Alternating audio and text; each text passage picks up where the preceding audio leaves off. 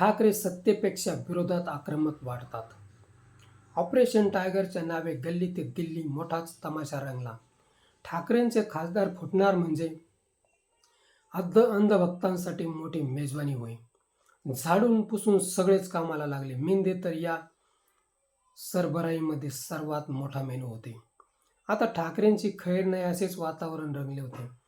गृहमंत्री व मुख्यमंत्री एवढे व्यस्त होते की पोलिसांची कवायत कुठे लावावी हे सुद्धा समजत नव्हते. थोडक्यात इंग्लंडच्या कॅप्टनप्रमाणे त्यांना फिल्डिंग लावता येत नव्हती. दोन देशातील युद्धांप्रमाणे महाराष्ट्रात वातावरण निर्माण केले गेले होते.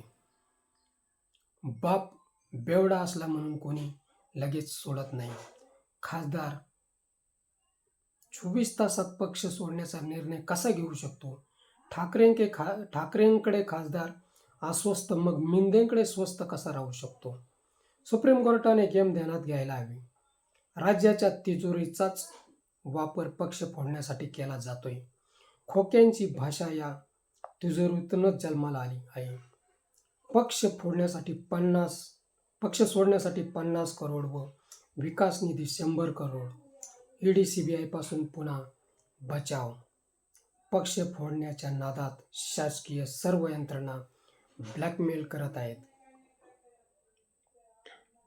या सर्वांना ठाकरेंनी आता लाईनमध्ये उभे केले आहे आणि आता यांची लाईन कुठून सुरू करायची ते लोकांनी ध्यानात घ्यायला हवे.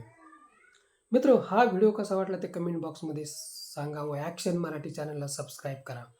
सुप्रीम कोर्ट या व्यवस्थेकडे कसे पाहत आहे हे तुम्ही कमेंट बॉक्समध्ये अवश्य सांगा, कारण सुप्रीम कोर्टानेच यांना मोकळे सोडले आहे.